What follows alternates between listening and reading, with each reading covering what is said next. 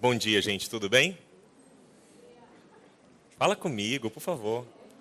Bom dia, isso aí, cara, isso aí. É tão bom ter você na comunidade viva, é sério mesmo. E não só aqui no domingo, mas é bom ter você com a gente. Aqui é um lugar que a gente tem plena liberdade para duvidar, plena liberdade para questionar, mas questionando e duvidando, plena liberdade para procurar. Porque às vezes a gente questiona e a gente duvida, mas só como exercício filosófico. Né? A pergunta pela pergunta. Se Deus é criador e é onipotente, Ele pode criar uma pedra que Ele não pode carregar? Sério? Eu não vou nem tomar café contigo para responder isso, cara. Porque é inútil. É inútil. Se Ele pode criar, não vai fazer diferença para a gente. E se Ele não tem poder para carregar, cara, não faz diferença para mim. Mas Deus é onipotente. Eu confio nisso. Tamo junto. Você entende? Então, muitas vezes, os nossos questionamentos e nossas dúvidas são mero exercício filosófico. E nada contra a filosofia, eu amo ler filosofia. Hoje nós vamos ver alguma coisa de filosofia, inclusive. Mas o questionamento pelo mero questionamento é inútil. Então, eu queria convidar você hoje a questionar, a entrar nesse mundo de dúvida, frustrante sim, porque não saber das coisas é frustrante, não entender é frustrante, principalmente quando isso tem a ver com a minha vida. Quando tem a ver com a vida dos outros, a gente se frustra menos. Ou com a vida dos outros, muito obrigado, tia Dacila, a senhora é um anjo na minha vida. Quando esse outro não é próximo, mas é distante, é menos relevante ainda, causa menos frustração ainda. Mas quando o questionamento, ou quando a dúvida, ou quando até o beco sem saída tem a ver com a minha própria vida, isso é de tamanha relevância que me afeta existencialmente. E uma das razões para que nós estejamos nessa série Amor Sólido é por causa dessa realidade de frustração que é clara nas nossas relações. Não tem uma semana, nenhuma. Eu às vezes tenho um dia, mas não há uma semana que eu passe sem ouvir da frustração daqueles que tomam café comigo. Vários tipos de frustração. Frustração com os relacionamentos com colegas no trabalho, ou com o supervisor, o superior, o patrão, que trata você ou vocês como objeto, como mercadoria.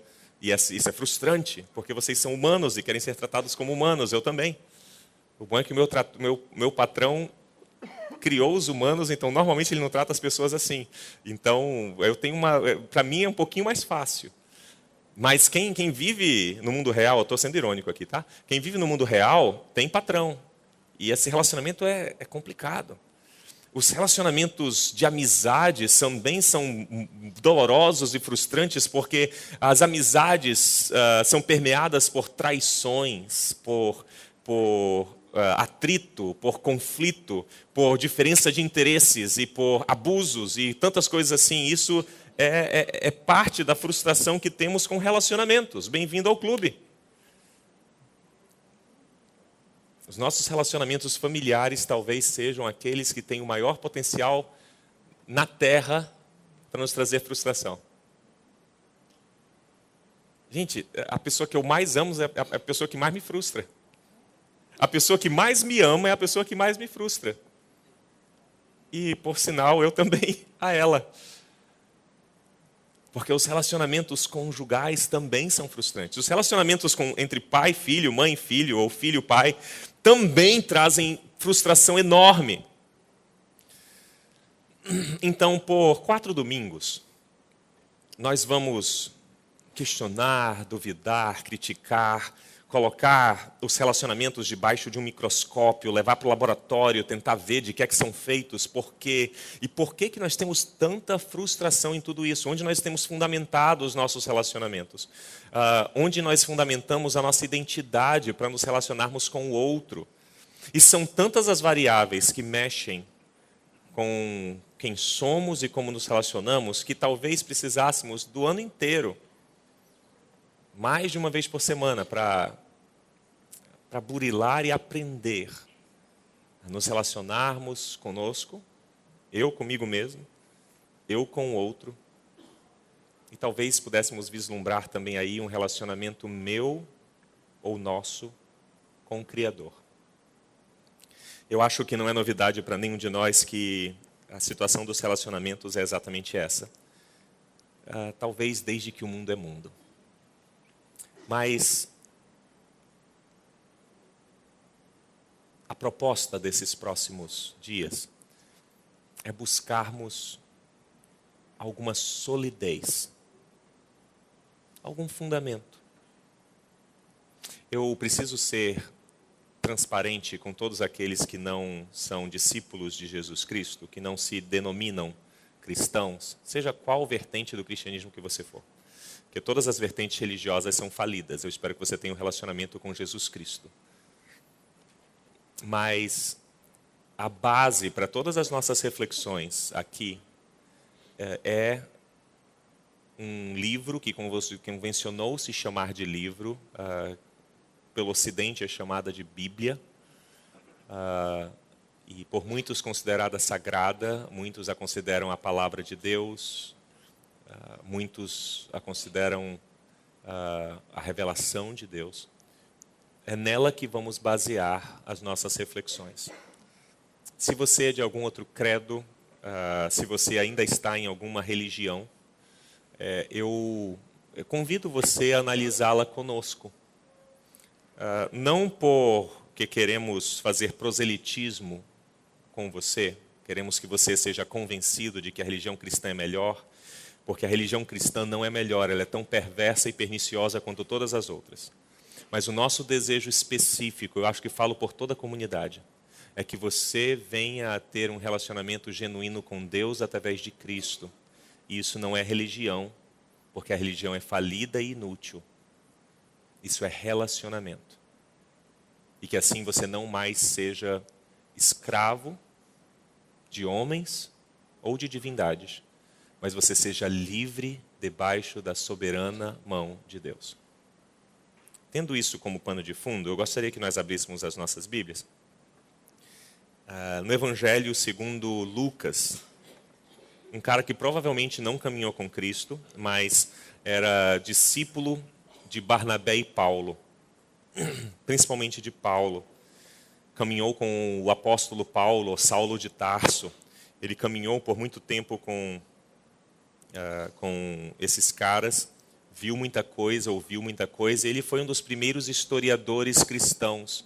Não historiador isento, vivendo o método histórico crítico e analisando as diferentes relações de poder e a linhagem e a linha histórica e fazendo uma crítica mais fenomenológica de toda a história de Jesus. Não. Quando eu falo historiador, eu digo um cronista, um cara que ouviu falar a respeito da vida e do ministério e do que Jesus fez e do que os discípulos de Jesus fizeram. E então ele e talvez a sua comunidade, a comunidade ao lado dele, compuseram 2 livros fenomenais. O Evangelho segundo São Lucas e Atos dos Apóstolos, ou Atos da Igreja, ou Atos dos primeiros discípulos de Jesus, ou Atos dos Apóstolos. Esses 2 livros são livros históricos, muito relevantes para aqueles que são discípulos de Jesus. E certa vez Jesus, ensinando, ele fala a respeito de fundamento. E eu gostaria de hoje nós começarmos com esse texto, porque isso dará o pano de fundo para os próximos 4 domingos. O fundamento para um amor sólido. Lucas 7, 45, assim diz Jesus. por que vocês me chamam de Senhor, Senhor, e não fazem o que eu digo? Eu mostrarei com quem se compara aquele que vem a mim, ouve as minhas palavras e as pratica. É como um homem que, ao construir uma casa, cavou fundo e colocou os alicerces na rocha.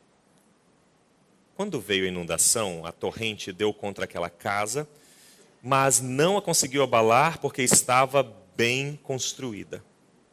Mas aquele que ouve as minhas palavras e não as pratica é como um homem que construiu uma casa sobre o chão sem alicerces. No momento em que a torrente deu contra aquela casa, ela caiu e a sua destruição foi completa. Lucas 6, obrigado. Você ora comigo? Pai, é tão fácil nós, mais uma vez, lermos a Tua Palavra, lermos os Escritos e sairmos daqui exatamente como fizemos no domingo passado. Voltarmos para as nossas casas e continuarmos sendo as pessoas que somos.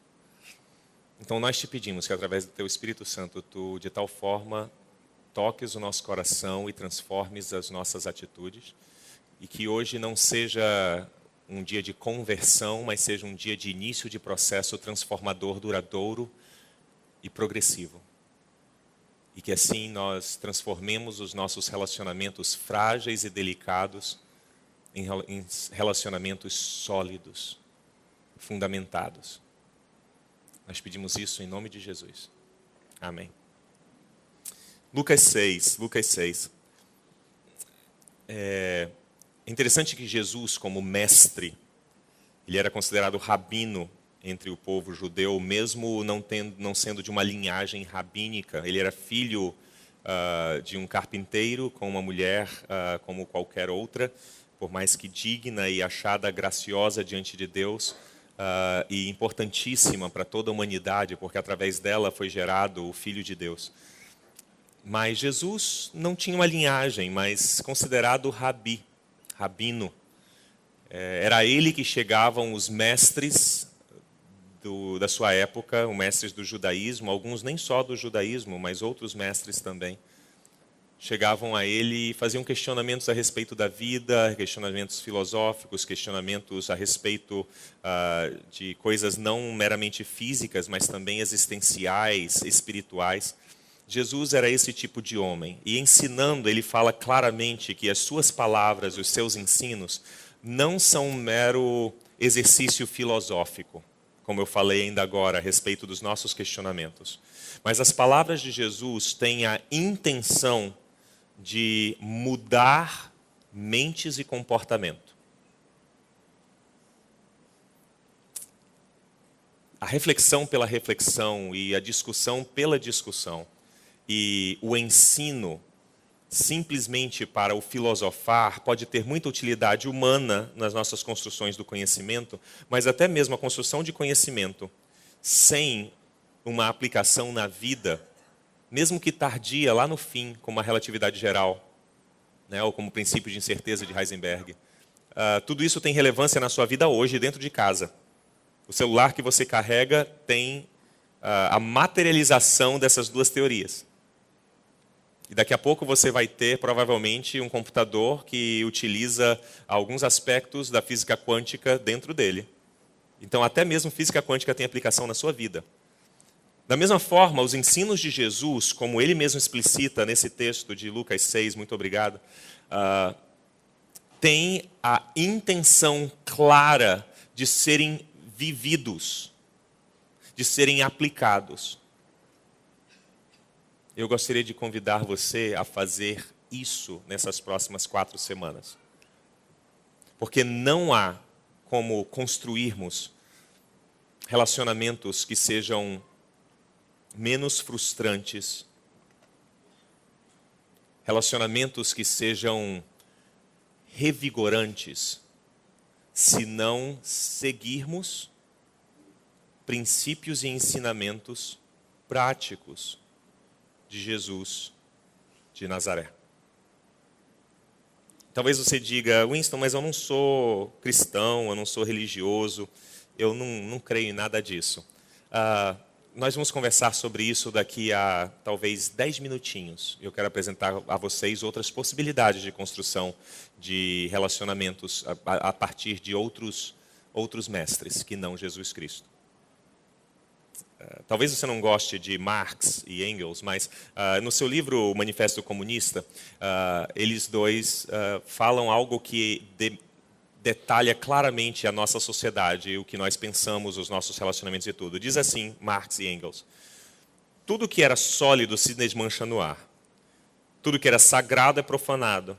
E as pessoas são finalmente forçadas a encarar com serenidade sua posição social e suas relações recíprocas.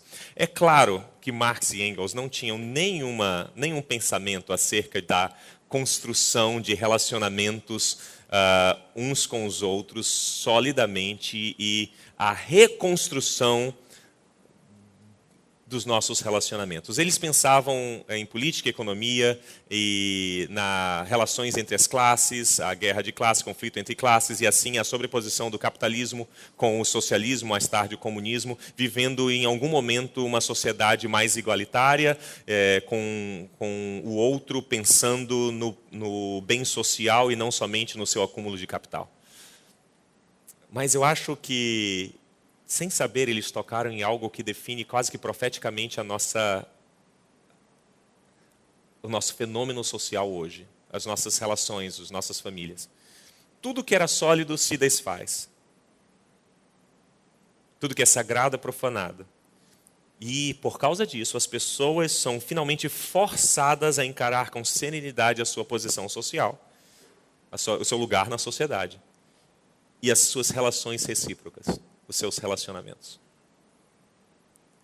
Eu acho que está todo mundo cansado dos relacionamentos que tem.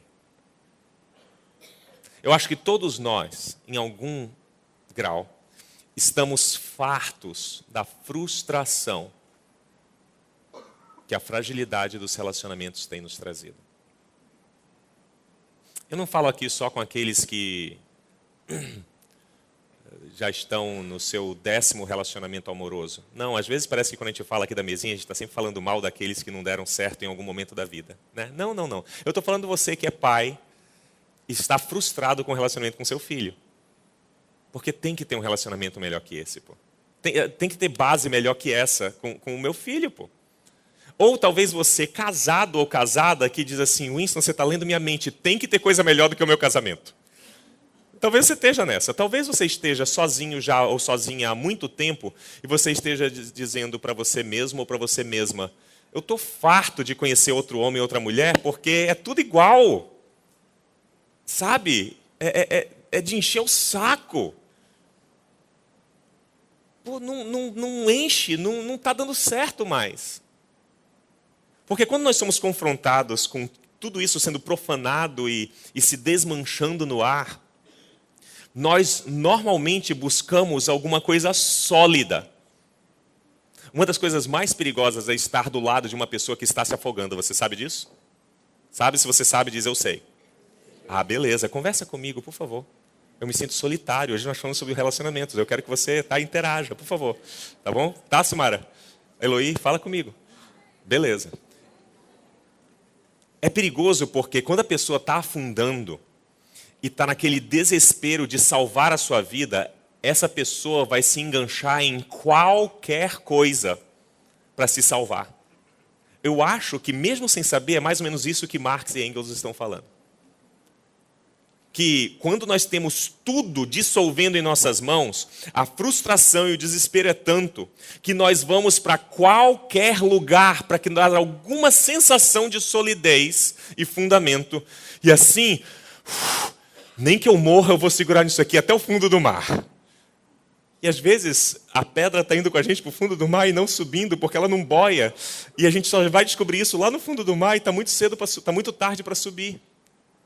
E a nossa sociedade tem feito isso desesperadamente. E eu preciso dizer para você, não como um charlatão hipócrita, não. Mas eu sei que é clichê falar o que eu vou falar, mas há esperança. Cara, como há esperança? Não, não é esperança, pare de sofrer, entre na minha igreja e pague um pouquinho e você vai sair feliz. Não, não, essa esperança não existe. Tá? Mas há esperança para construir os seus relacionamentos em algo que não está indo para o fundo. Você está me ouvindo? Você não precisa viver essa vida desesperada, se afogando e buscando alguma coisa para segurar e segurando em qualquer coisa que está afundando com você, porque existe esperança. Há um local sólido para que você coloque os 2 pés em terra firme e seca e construa relacionamentos que, em vez de esvaziarem quem você é, vão alimentar você. Para que talvez até no lugar sólido você possa jogar um salva-vidas e puxar outras pessoas. Há esperança. Eu queria que você saísse hoje daqui com esperança. Sabendo que vai doer, vai ser muito esforço. Eu vou ter que nadar muito, mas existe terra firme. Há possibilidade de construir em terra firme, sólida, os nossos relacionamentos. Um dos filósofos, sociólogos da nossa época, peço licença a vocês para amarrar meu cadastro, tá?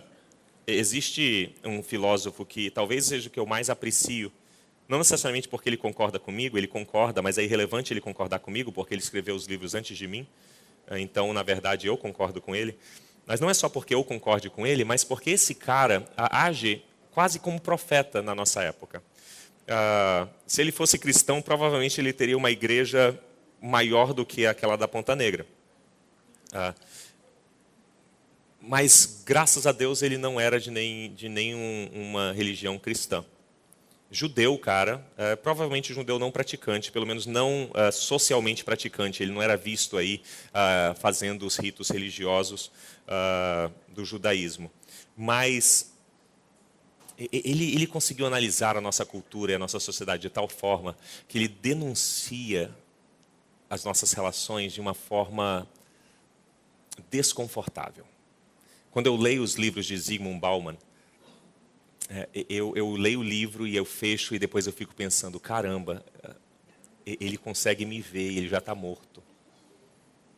Ele acabou de definir os meus relacionamentos, ele acabou de definir como os outros fazem comigo e como eu faço com os outros. Como é que ele sabe disso? Normalmente a gente pensa que é só a Bíblia que faz isso, né? Mas tem outros livros que também fazem. Tem outros autores que parece que eles entram na nossa vida e fazem assim, uau, cara, você tem que mudar um monte de coisa. E uma das coisas que ele diz no livro Amor Líquido é o seguinte: os tempos são líquidos, porque assim como a água, tudo muda muito rapidamente. Na sociedade contemporânea, nada é feito para durar. Esse aqui é o livro. Se você quiser tirar uma fotinha aí e procurar, tem nas redes sociais aí, nas redes sociais que eu digo, no Google você pode encontrar para baixar, mas para que você seja menos corrupto, eu acredito que seria bom você comprar, seja no Kindle, na Amazon, na Saraiva, na Cultura. Dá para comprar. Comprar livro é uma coisa boa. E esse é um livro bom, é um livro não cristão, tá? Se você tem aversão a autores cristãos, esse é um livro muito bom. Ele vai falar a respeito do que Cristo falava sem citar Cristo. Então você vai se sentir confortável. Por que Bauman fala o que ele disse, né, de que nada é feito para durar? Porque Bauman olhou para a sociedade e ele viu que nós somos narcisistas. Você sabe o que é narcisismo? Lembra da música do Caetano? Hã? Alguma coisa acontece no meu coração. Qual que é essa parte? Qual é? É que nasci já está feio, aquilo que não é espelho, né? A gente vai parar por aí. Depois a gente pode... Chama o Lucas aí, a gente vai para a predileta e a gente ouve um pouquinho de Caetano. Narciso acha feio tudo que não é espelho. Quando nós somos o padrão, quando nós somos os reis, nós fomos criados para pensar isso e criamos os nossos filhos, infelizmente, para pensar isso. Tudo que não se curva ao nosso padrão está errado, está quebrado. Tá? Como assim? E o narcisismo, a base do narcisismo é um amor doentio por si mesmo. E o narcisismo, na verdade, é baseado numa grande insegurança de si mesmo. Ou patologia pesada, doença da alma, doença da psique, doença da mente, em que, de tão consumido pela sua própria imagem, ou por aquilo que você é, ou aquilo que você precisa, você só consegue enxergar o outro como um reflexo de si mesmo, e assim define tudo e todos pelo seu paradigma, por quem você é, e para o seu prazer. Isso é próximo de um outro conceito da nossa sociedade, que é o egocentrismo. Porque o narciso avalia todas as coisas a partir de si, tendo o seu como belo, todas as coisas, a sua atitude é bela, a sua forma de vida é perfeita, e tudo é o seu, consumido por si mesmo, mas o egocentrismo faz tudo para si. Existe um certo magnetismo, que todas as coisas conspiram para mim, ou para o meu sucesso. Eu sou o centro. E o narcisismo e o egocentrismo, aliados a uma ideia de entitlement. Eu não consigo uma definição exata em uma palavra do que é isso em português, mas entitlement é aquela sensação de que eu sou o depositário de todos os direitos do universo. Então, não só sou narcisista, eu sou egocentrista, sou egoísta, mas eu também acho que eu tenho direitos. E o seu dever é cumprir os meus direitos. Você queria seu filho assim? Eu espero que não. Que Deus nos livre de filhos assim. Não só isso, a nossa sociedade, a sociedade que Bauman analisa e critica, é construída em cima de um certo idealismo existencial, de que custe o que custar, eu serei feliz e terei prazer em todos os momentos. Cara, eu estou citando a fórmula para o fim do mundo. Pô. Narcisismo, egoísmo, direitos meus que você é obrigado a cumprir, e uma ideia de que o mundo conspira para mim para que eu seja sempre feliz e esteja sempre em prazer.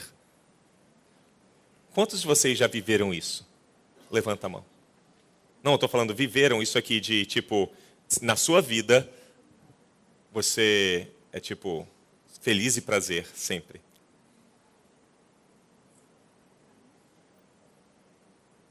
Ainda bem que nós não temos ninguém tão doente assim. Todos, pelo menos, têm algum senso de realidade. Porque a realidade é a diferença desse ideal existencial de, não, felicidade, eu quero ser feliz, eu tenho direito de ser feliz. Você já ouviu isso de algum amigo? De algum amigo na mesa de bar, logo depois de brigar com a esposa, com a namorada, com a ficante, com quem ele está transando, com quem assim, não, com quem ela está pegando. Não, eu tenho direito de ser feliz. E normalmente isso existe alguém aí fora, algum relacionamento, seja papai, mamãe, irmão, irmã, seja namorado, namorada, seja alguém, nem que seja nas redes sociais ou no Tinder, alguém vai me dar esse negócio. Alguma coisa, está faltando. E aí tudo isso também é aliado ao nosso senso de consumo. Nós somos parasitas uns dos outros. Nós nos aproximamos de pessoas para sugarmos tudo que podemos, e aí quando aquela pessoa já deu tudo que dava para me dar prazer e felicidade, como eu jogo fora um chiclete, eu descarto e eu procuro a próxima coisa que promete me dar mais satisfação ainda. Mais ou menos como você faz anualmente com o seu celular, ou com o seu carro, ou tudo que é comercializável. As coisas não são feitas para durar. Lembra de Bauman? Nada é feito para durar. Tudo é descartável, inclusive nossos relacionamentos. Porque os relacionamentos não podem ser difíceis. Relacionamentos não podem dar trabalho.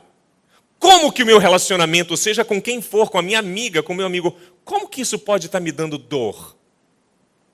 Não, a gente está discutindo muito. A minha mãe está me frustrando, ela não faz o que eu quero. Como as relações são de consumo mútuo, quando eu não mais consigo tirar daquela coisa, daquele objeto, a minha satisfação pessoal, eu preciso procurar algo que me dê mais satisfação. Define bem o mundo que você vive, essas coisas? Ou eu vivo fora do mundo? Nós vivemos um mundo de incerteza. As pessoas são tratadas como um bem de consumo, e nisso tudo não existe mais a responsabilidade própria de construir relacionamentos profundos. Nem com a amizade é mais assim. Até as amizades são construções de consumo mútuo, com raras exceções. Zygmunt Bauman, nesse mesmo livro, diz assim: esquecemos o amor, a amizade, os sentimentos, o trabalho bem feito. O que se consome, o que se compra, são apenas sedativos morais que tranquilizam seus escrúpulos éticos. Nós nos alienamos progressivamente com o próximo item de consumo ou com o próximo relacionamento de consumo, e assim objetificamos as pessoas, tratamos pessoas como coisas, consumimos o que essa coisa pode nos dar, e aí depois chegamos com o pastor, com o psicólogo e muitas vezes com o psiquiatra, adoecidos, dizendo: ninguém me ama. Estou sozinho. Eu não tenho ninguém. Estou deprimido. E aqui eu não faço nenhuma depreciação desses sentimentos. Esses sentimentos são reais. Essa situação é real. Cara, é doloroso viver na nossa época.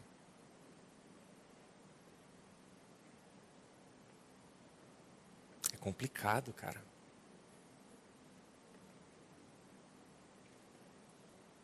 E o mundo procura algumas soluções.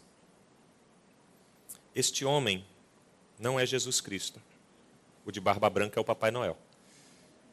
Talvez Jesus seja mais parecido com um carpinteiro, corpo avantajado. O Espírito Santo talvez seja uma oriental. E talvez o Deus Pai seja uma mulher negra que gosta de música. Bem, desculpa. Esse cara aí é um brasileiro que, antes de receber algumas revelações no hinduísmo, era chamado de Janderson Fernandes de Oliveira, e agora ele é chamado de Zen Prem Baba. E ele é um dos novos gurus das nossas celebridades no Brasil. Ele é hindu. Ou, na verdade, ele não é bem um hindu, porque o hinduísmo é uma vertente religiosa interessante. Ela não é exclusivista. O hinduísmo absorve deuses e emanações de Shiva e de outros deuses como parte de uma experiência, de uma existência só do universo. Então, o hinduísmo ele consegue se aglutinar a outros pensamentos e a outras filosofias de uma forma bem sutil. E esse cara tem feito um sucesso enorme entre os nossos atores aqui. Ele tem ganho um bom dinheiro com palestras. Então, antes de você falar dos estelionatários cristãos, inclua nisso todos os religiosos que também fazem a mesma coisa. Isso não é exclusividade somente dos estelionatários cristãos. Existem estelionatários e falsários e pessoas inescrupulosas em outros lugares também. Eu não sei se ele é um cara moral ou imoral, eu não o conheço. Talvez ele seja um servo de Jesus Cristo. Eu não tenho esse conhecimento. Mas eu sei que ele está fazendo muito sucesso porque ele tem dado algumas respostas para essa dor, esse mal-estar, sabe, de, cara, tem que ter alguma coisa melhor. E é através de meditação transcendental, através de yoga, através de Tai Chi Chuan, através de alguns ensinamentos em palestras que nos reprogramam a cabeça. Ele tem conseguido ajustar algumas coisas na vida de algumas pessoas que estavam muito frustradas. E essas pessoas têm encontrado uma realização pessoal e nos relacionamentos maior. Essa é uma possibilidade, talvez uma alternativa a Jesus Cristo. Lembra que eu falei no início da palestra? Ele tem sido uma alternativa a Jesus Cristo. A Jesus de Nazaré, desculpa. Cristo, ele somente é como Messias, né? Tem um outro cara que é muito mais conhecido e muito mais divulgado, talvez você seja um dos seguidores dele. Sério mesmo, temos muitos cristãos que seguem esse cara. São considerados normalmente um pouco mais liberais que os cristãos mais ortodoxos. Alguém sabe quem esse cara é? Fala bem alto. Hã? Não, não é o Lula, não. Fala alto. Osho. Né? Eu não sei se é Osho ou Osho. Alguém sabe qual é a pronúncia correta? Não? Bem. Esse cara é um dos maiores gurus hinduístas da atualidade. Eu digo hinduístas porque, novamente, ele é mais espiritualista. Né? Ele não se atém a uma ortodoxia. É complicado falar de uma ortodoxia oriental. Né? No meio cristão, talvez você consiga falar isso, mas no meio de religiões mais amplas, como o budismo, o hinduísmo, o próprio confucionismo, não há algo tão palpável de um corpo doutrinário e tudo. Há metanarrativas, há construções, há reflexões, é uma coisa mais filosófico-existencialista.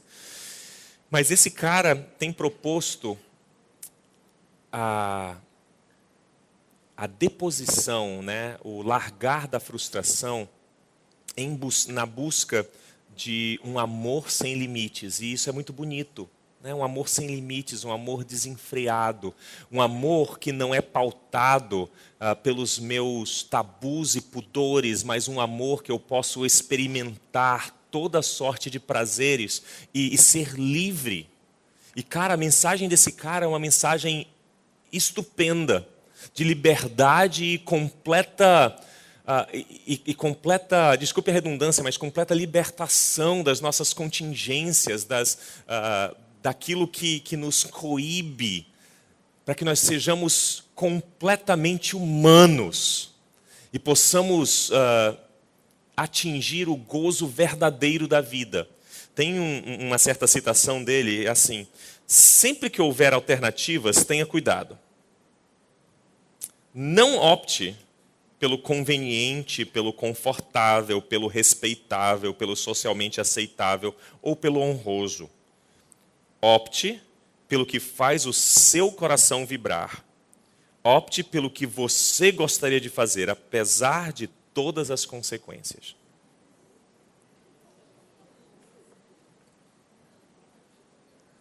Eu garanto que se você fizer isso, você vai ter prazer. Imenso. É uma alternativa ao ensino de Cristo.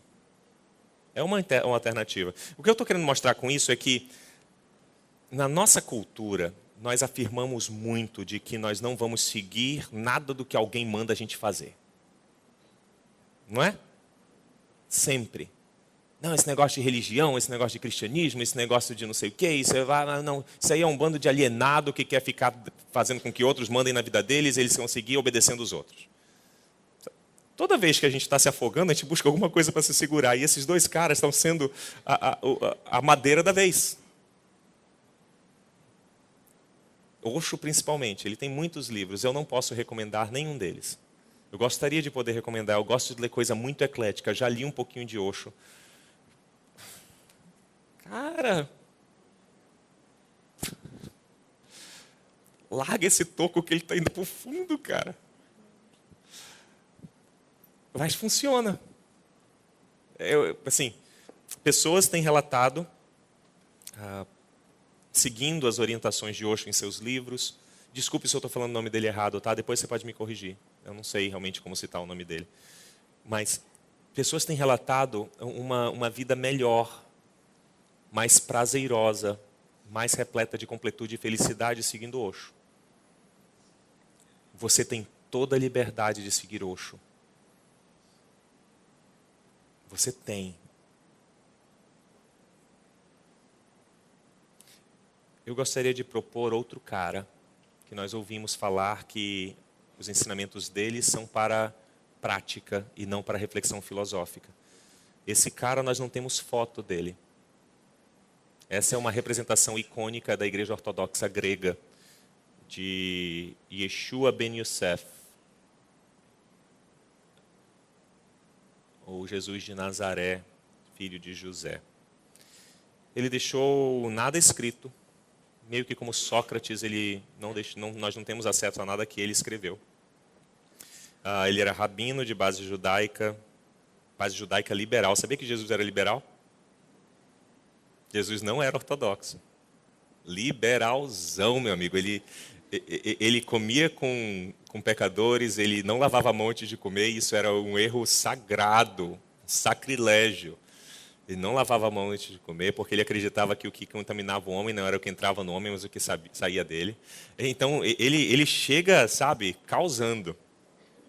Jesus chega causando, estou falando sério. Ele detona os paradigmas éticos, morais, religiosos, espirituais. Ele balança o Oriente Médio no início, ali na Palestina e na Galileia, e depois os discípulos dele, os apóstolos e os discípulos de seus apóstolos continuam levando essa loucura que é o ensinamento de Jesus para o resto do mundo.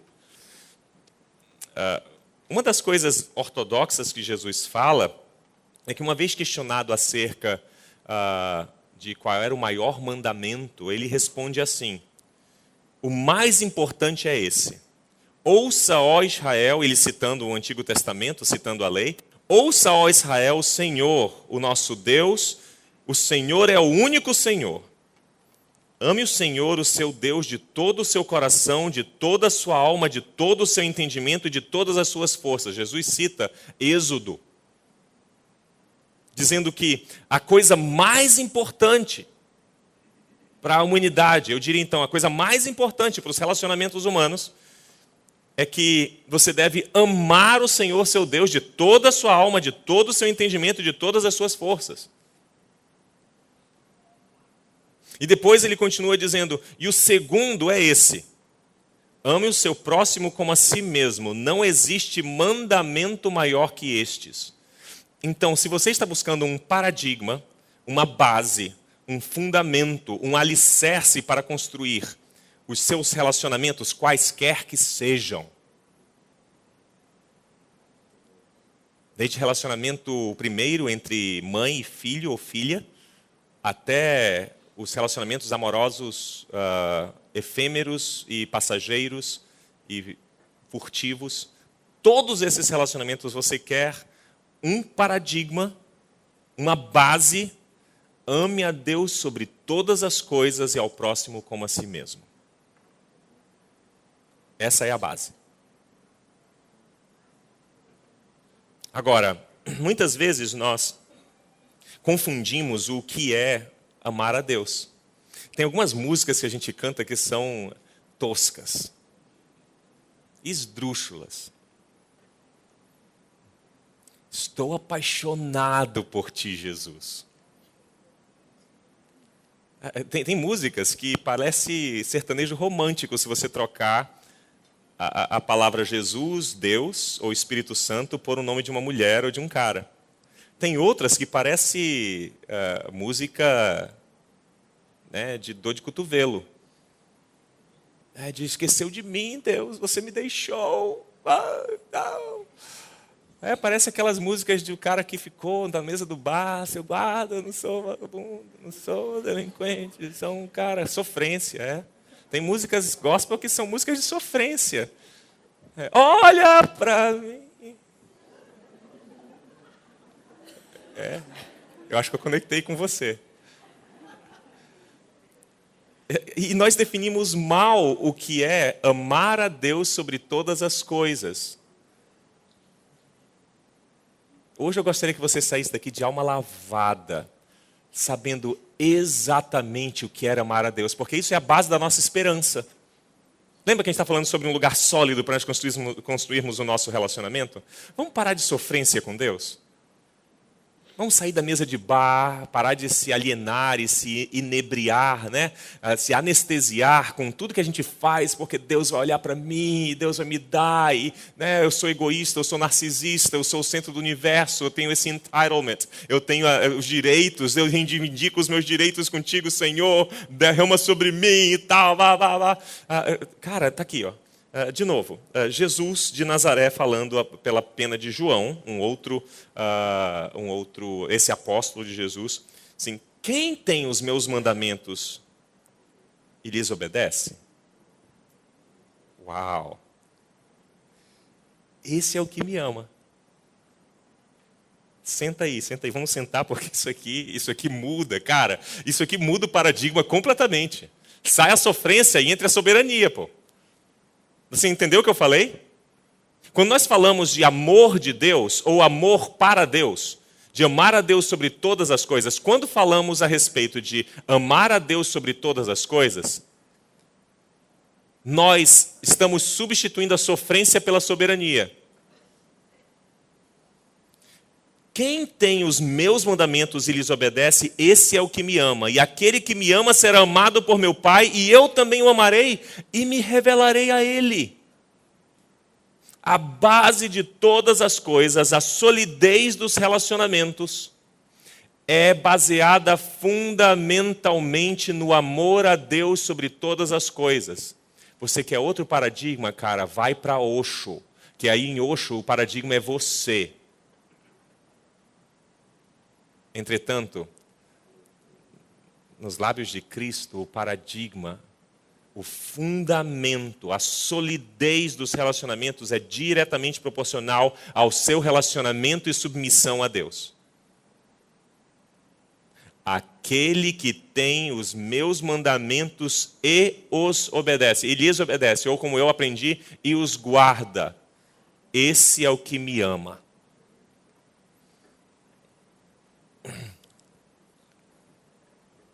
É submissão.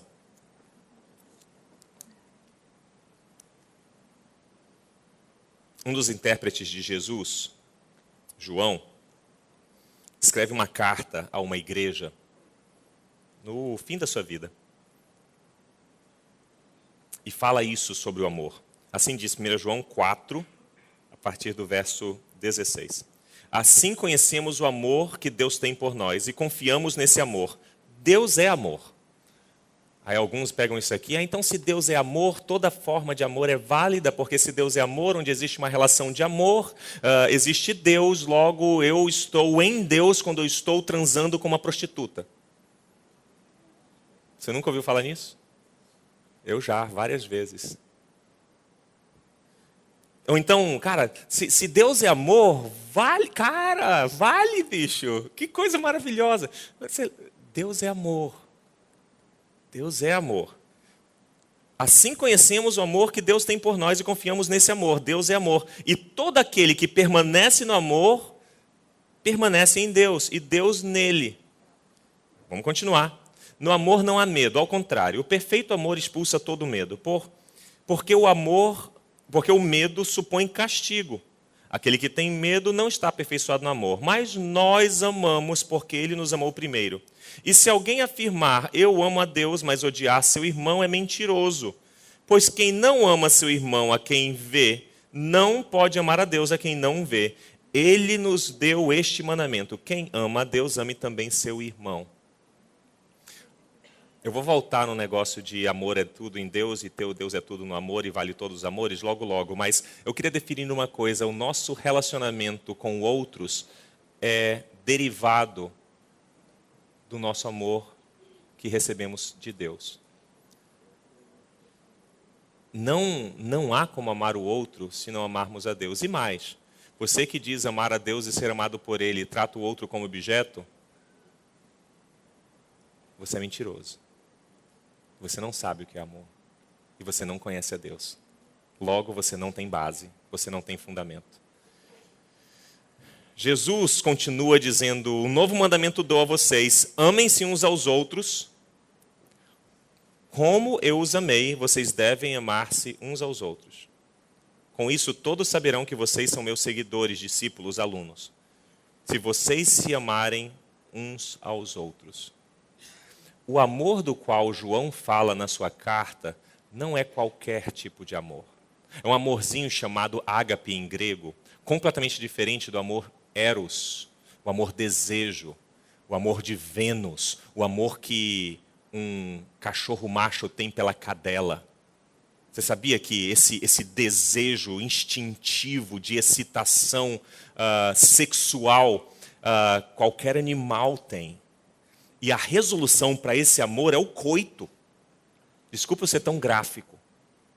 Mas esse amor venal, esse amor de Vênus, você não é especial por ter esse amor, não. É por ter essa compulsão, por ter esse desejo. Você se iguala a todos os animais que se reproduzem por reprodução sexuada. Vez ou outra por ações hormonais e às vezes por desequilíbrios deles ou por desequilíbrios inclusive na alma. E aqui eu falo da sua psique, da sua mente, da sua existência, desequilíbrios. Nós ficamos tão cheios desse amor venal que nós saímos perseguindo qualquer pessoa. Talvez por isso tantos abusos e estupros. Porque esse amor não pressupõe relacionamento, é simplesmente coito. E o nosso mundo está repleto dele. Então, Deus é amor, Deus é eros. Não, Deus não é eros, não. Sai do cavalo, cara. Para de mentir. Deus é ágape.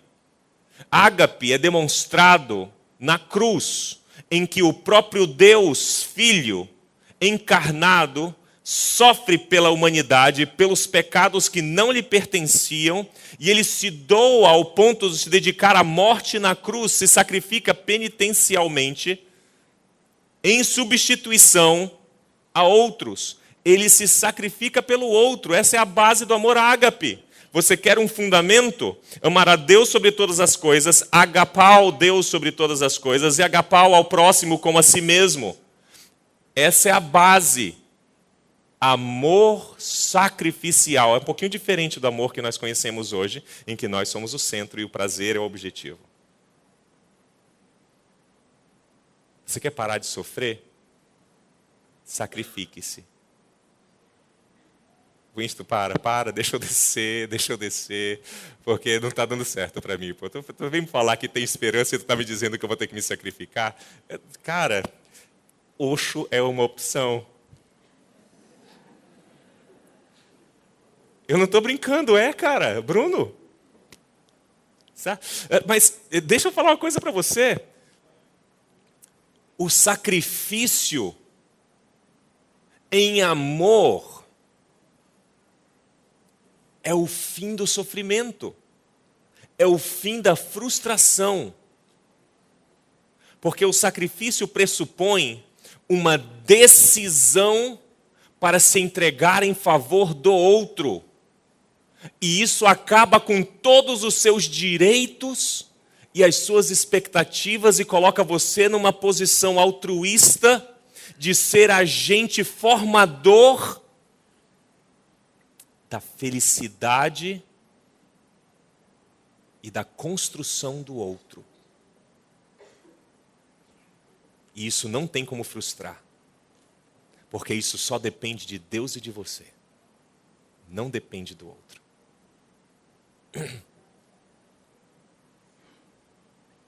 Mas quando nós buscamos o outro para consumir o outro, nós entramos em colisão frontal com o amor sacrificial de Cristo.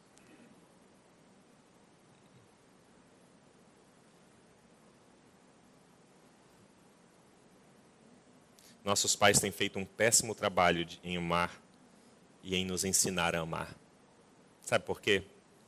Eu vou ter que terminar daqui a pouco. Que droga. Porque nós ensinamos os nossos filhos que amor é presença constante, presentes constantes, mimos constantes, ausência de dor, ausência de sofrimento e ausência de esforço, sem sacrifício. É que eu não digo para você deixar o seu filho chorando no berço, não. Não, essa teoria já passou faz tempo, não dá mais. Mas nós ensinamos nossos filhos que a felicidade e o prazer é a ausência da dor e do esforço. E aí os nossos filhos chegam na idade adulta e veem que para se construir qualquer coisa na vida demanda esforço. Eles são eternos frustrados. Frustrados profissionalmente, frustrados amorosamente e frustrados com os relacionamentos. Porque no dia que você não liga no aniversário daquele amigo, ele se frustra contigo e caraca, uma amizade não pode ter frustração, então a gente acaba a amizade por causa de um telefonema no aniversário. Uau! A gente acaba casamentos porque eu tenho o direito de ser feliz. Uau! A gente se relaciona compulsivamente com garotinhos mais novos que nós, quando nós já somos homens, ou garotinhas mais novas, homens ou mulheres maduros já nos seus 40, 50, 60 anos, e no nosso mundo atual, livres, né? Por causa do divórcio, viuvez, ou porque simplesmente não casamos. Nós buscamos tantas vezes, em garotas e garotas mais novas, imaturas, uma forma de termos coito. De consumirmos o outro, de encontrarmos prazer e felicidade, sem muito esse negócio de compromisso, cara, isso dá trabalho, eu já fiz já tive um casamento, é frustrante esse negócio de compromisso. Pô, o cara fede, a menina é chata, fala demais. Cara, eu não quero isso, eu quero só a parte boa. Qual é a parte boa em Hollywood e no Rio de Janeiro, né, Globo? A parte boa é o coito. Ou quando a gargalhada ainda é fácil. Aí, os paradigmas de amor ágape, em que a base é o sacrifício de Deus em Cristo por mim, e isso demonstra o amor, e a minha subserviência, a minha submissão a Ele como meu soberano, e eu obedecendo a Deus, e por causa da minha obediência a Deus, eu amando sacrificialmente o outro, não baseado no meu prazer, mas baseado naquilo que é edificante para o outro, é eliminado, porque o que eu quero é um prazer e um amor fácil, cara, não me enche o saco, não. Você está criando pessoas para se frustrar, ou você ainda está se frustrando. Termino com uma citação de um dos intérpretes de Jesus, Saulo de Tarso, Paulo. Ele nos dá aspectos práticos desse amor, com esse fundamento em Deus e na nossa submissão a Ele, porque isso é amor. Aquele que tem os meus mandamentos e os guarda, esse é o que me ama. Esse é o paradigma, é a base do amor, é a base dos relacionamentos, é a submissão a Deus. E como submissão a Deus, a minha consciência de amor sacrificial pelo outro em prol do outro. Esses dois paradigmas são colocados de forma prática na pena de Paulo. Assim, o amor deve ser sincero. Odeiem o que é mal, apeguem-se ao que é bom. Dediquem-se uns aos outros com amor fraternal. Vê que Paulo não fala assim, custe o que custar, tenha o seu prazer. Não, isso é Osho que fala. Paulo, interpretando Jesus, ele fala outra coisa. Dediquem-se uns aos outros com amor fraternal, prefiram dar honra aos outros mais que você. Deixa eu fazer o seguinte, ou é Osho ou é Cristo, não dá para ter os dois. Você não pode pegar o melhor de Jesus e o melhor de Osho. Não dá. Você não pode servir a dois senhores. Nunca falte a vocês o zelo. Sejam fervorosos no espírito, sirvam ao Senhor. Alegrem-se na esperança, sejam pacientes na tribulação, perseverem na oração. Você está vendo a dor e o sacrifício e o esforço que demanda esse tipo de amor que Paulo está interpretando Jesus? Demanda um certo esforço, uma certa dedicação, uma certa intencionalidade em você deixar o garotinho com que você se relaciona e procurar um homem de verdade e se relacionar construindo um relacionamento. Ou parar de pegar a garotinha que você está pegando e propor um casamento verdadeiro, viável, em que você vai se sacrificar por ela e, desculpe o termo chulo, não vai só comê-la. Eu não vejo glória a Deus normalmente com isso. Porque isso demanda esforço. E aqui eu não estou falando que o Winston já vai... quem ama espera. Não, cara. Não, cara, entenda o que eu estou falando, cara. Para de ser criança. O que eu estou falando é que amor de verdade que não frustra não é baseado numa noite na cama com uma menina bonitinha ou com um cara bombado. O amor de verdade demanda construção. Construção demanda esforço. Esforço dói. Mas o esforço que dói constrói, e depois a gente encontra um casamento de 50 anos que é preenchedor do buraco que nós temos no peito. Ou amizades sinceras e duras, firmes, que mesmo quando nós decepcionamos, chegam conosco, nos confrontam e dizem: você me decepcionou, mas eu te amo. A gente começa uma nova amizade a partir de hoje. Vamos caminhar, porque eu sou como você. Me espera só um pouquinho, porque está doendo ainda. Mas vamos seguir. Cara, a frustração não é necessária. Você não é refém do amor desenfreado da nossa cultura. Você não é refém disso. Você pode viver outro amor. Você pode se dedicar ao outro mais do que a você mesmo.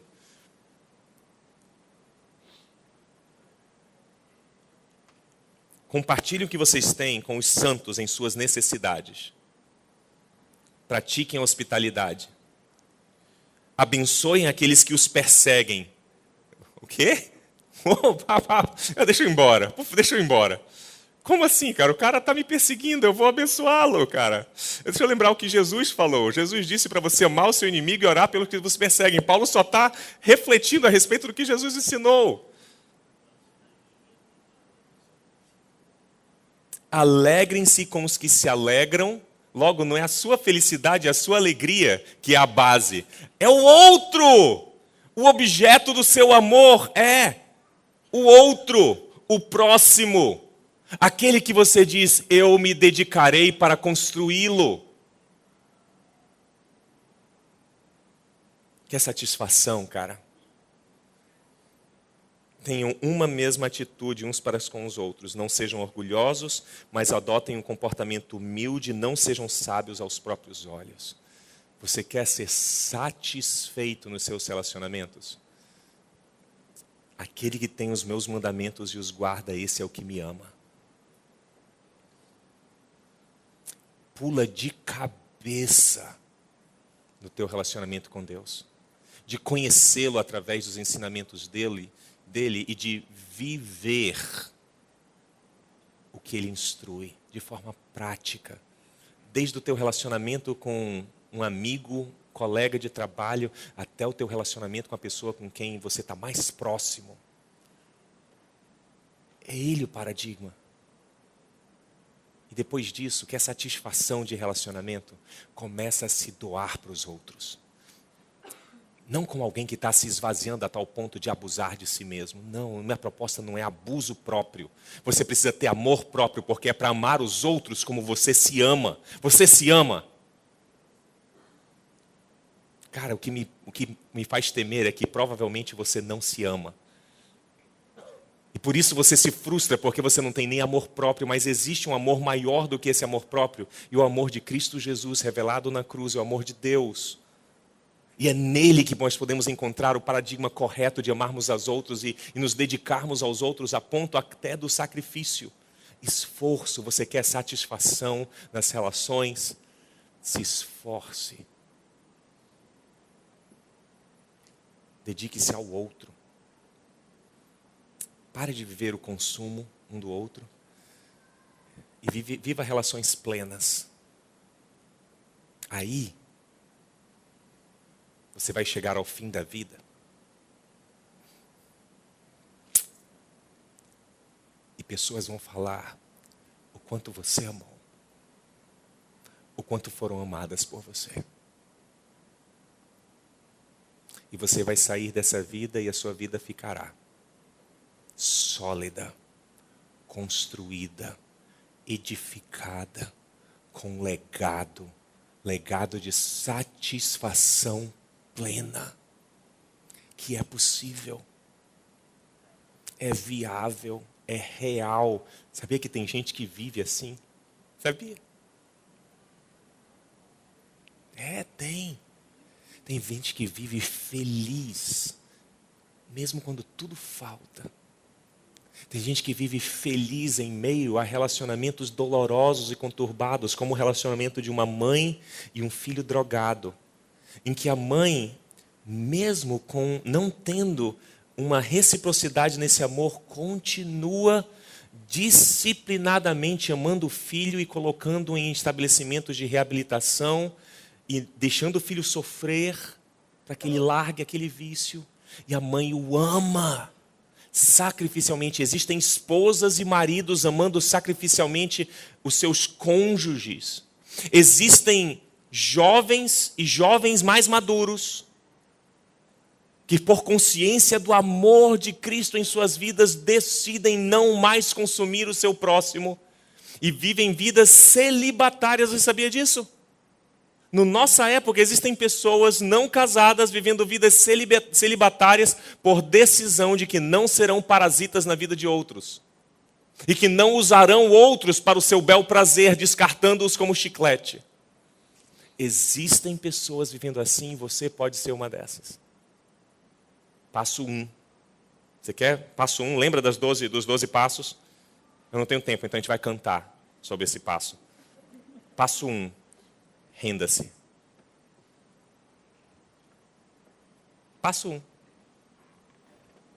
Enquanto você estiver no trono, meu amigo, vai para Osho. Saia do trono, renda-se.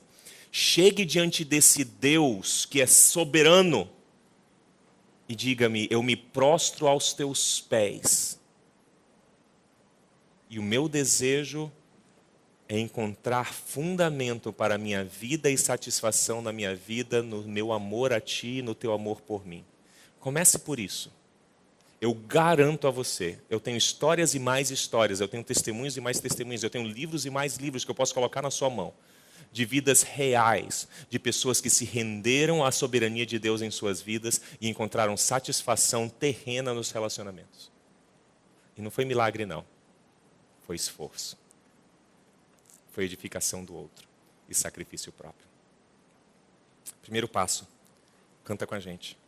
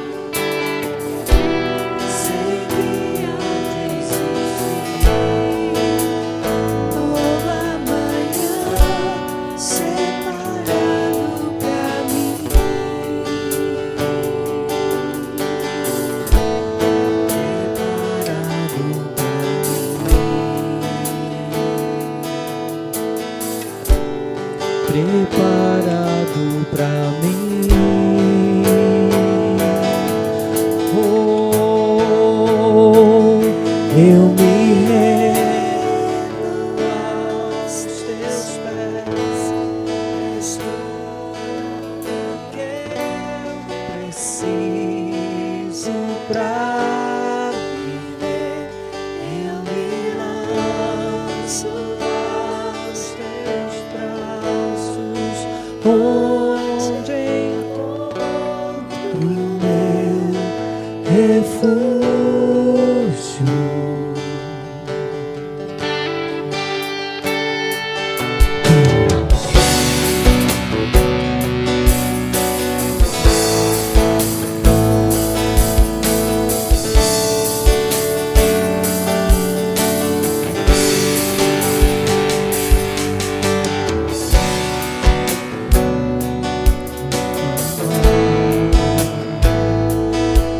Tudo vem de ti e tudo está em ti.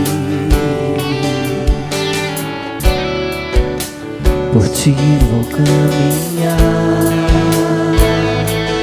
tu és a direção,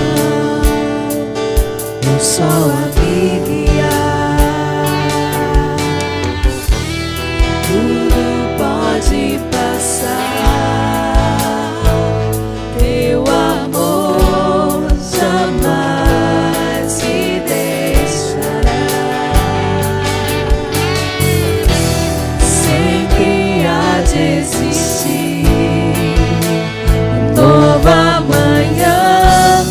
preparado pra mim, preparado pra mim. Oh, eu me rendo aos teus pés, és tudo que eu preciso pra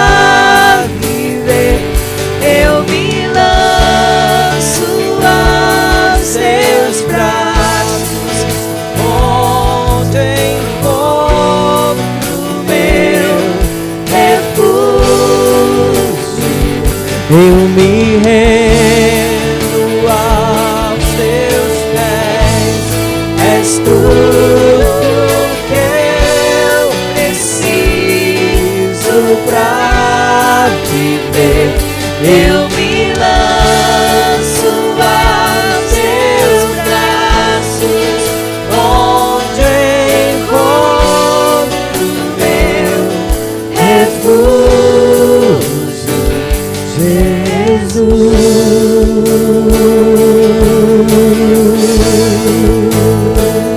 esse aqui, Jesus, Jesus,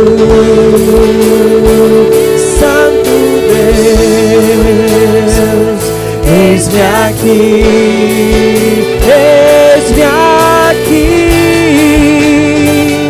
Eu me rendo aos teus pés.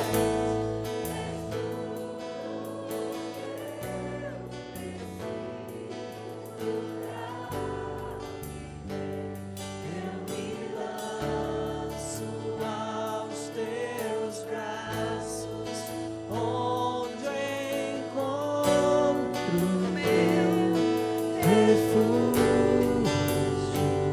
Eu me rendo aos teus pés.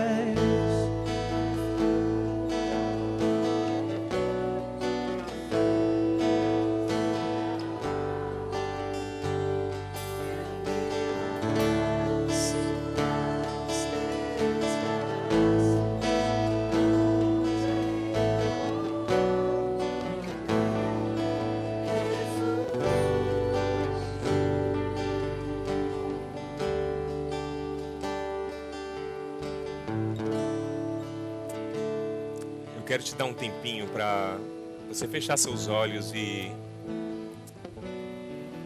por um instante esquecer que tem alguém do seu lado. Cara, o meu intuito não é que você permaneça aqui na CV e nem mesmo que você comece a seguir uma religião, afinal de contas as religiões faliram. Mas talvez você esteja completamente frustrado com a tua vida, cara, os teus relacionamentos, sabe? Essa droga que é. talvez você esteja dizendo, cara, eu preciso de alguma coisa. Meus relacionamentos são frustrantes, a minha família é frustrante, a minha vida sozinha é frustrante, parece que eu vivo mendigando amor por aí, eu tô cansado do meu casamento, eu só faço merda no meu casamento, os outros só fazem porcaria comigo, chega, cansei.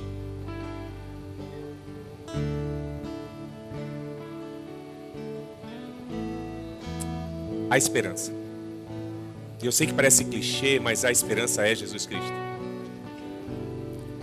É essa a base, é esse o fundamento. E eu gostaria de convidar você a, como nós cantamos, eu sei que talvez você já tenha até orado dessa forma, nessa música que acabamos de cantar, mas eu queria dar a oportunidade a você a fazer um marco na sua vida hoje, dizendo, eu me rendo à soberania de Deus e eu quero que Deus seja o Senhor da minha vida, o paradigma pelo qual eu me pauto, porque eu quero obedecê-lo. Se essa é a questão, eu quero obedecê-lo. Eu quero que ele seja o Senhor sobre a minha vida, porque eu quero me sacrificar em amor pelos outros, e eu só consigo ser narcisista, egocêntrico, cheio de direitos, consumista e parasitário, e eu estou farto dessa vida. Eu quero viver uma vida de amor real pelos outros, edificando a vida de outros, debaixo da soberania de Deus.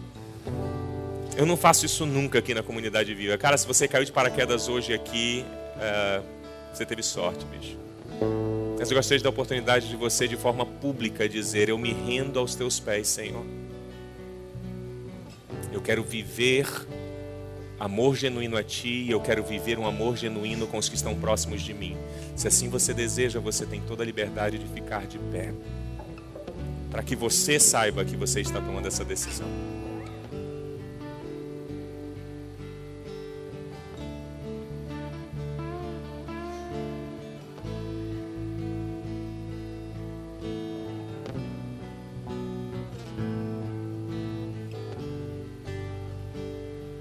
Você ora comigo? Eu espero que isso seja marcante na sua vida, cara. Menina, eu espero que essa seja a base, o fundamento da sua liberdade de ser consumida. Homens e mulheres mais velhos, vocês não precisam consumir os mais novos. Vocês podem ter uma vida plena. Casais, caramba. Você pode ter vida conjugal satisfatória. Você pode, cara. Se renda. Sai do trono, desiste. Você já tentou. Talvez você tenha tentado até Osho. Não. Mergulha de cabeça. Ora comigo. Pai, Tu sabes o coração daqueles que estão sentados em pé, prostrados. Para muitos de nós, o peso de tudo que nós temos vivido e as frustrações são tão pesadas que a gente não consegue nem sentar, Pai. Mas, Senhor, hoje muitos de nós estamos aqui dizendo basta, e nós não queremos mais esse paradigma. Nós não queremos mais o fundamento que vivíamos, nós queremos parar de consumir pessoas, nós queremos deixar os relacionamentos frágeis, líquidos e fúteis. E nós queremos construir relacionamentos em que nós seremos os protagonistas, Pai. Nós queremos ser os protagonistas em edificar outros, mesmo que isso seja forçoso, mesmo que isso demande esforço. Senhor, nós te pedimos que Tu transformes os nossos corações e transformes os corações altivos e arrogantes em corações humildes que podem ser moldados por Ti no Teu amor. Senhor, que essa seja a base dos nossos relacionamentos de agora em diante. Nós estamos abertos ao Teu agir. Nós nos rendemos a Ti. Queremos Jesus Cristo como nosso Senhor. Em nome dEle que nós oramos esta manhã. Amém. Você pode sentar. Se por algum motivo você deseja bater um papo com alguém a respeito das coisas que você decidiu hoje, Você pode passar no Viva On. Nós temos pessoas com uma caminhada com Deus já há algum tempo que podem sentar contigo e conversar, andar, talvez te amar. E eu gostaria de desafiar você a passar lá no Viva On, falar com o Maguinho, falar com a galera dele, falar com a Andresa, se eu não me engano é quem está lá hoje. E a esperança. Você pode viver coisa mais satisfatória que isso. Deus te abençoe. Até semana que vem.